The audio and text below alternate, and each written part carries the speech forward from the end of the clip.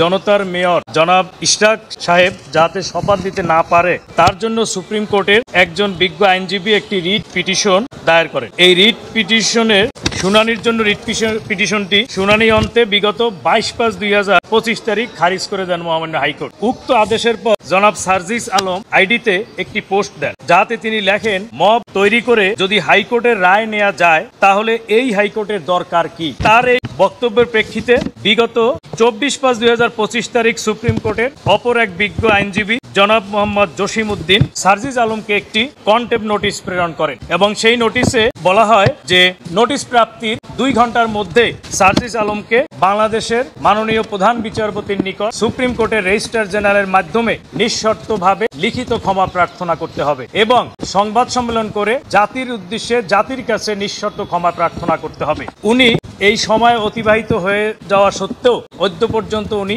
কোনো পোস্ট ওনার Facebook verified ID থেকে delete করেন নাই এবং ক্ষমা প্রার্থনাও করেন নাই, যার প্রেক্ষিতে বিজ্ঞ আইনজীবী অ্যাডভোকেট মোহাম্মদ জসিম উদ্দিন আজকে মহামান্য হাইকোর্ট বিভাগে একটি কমপ্লেন্ট পিটিশন দায়ের করেন। এই পিটিশনটি আগামী সপ্তাহে আমরা কনভিনিয়েন্ট কোর্টে শুনানি করব।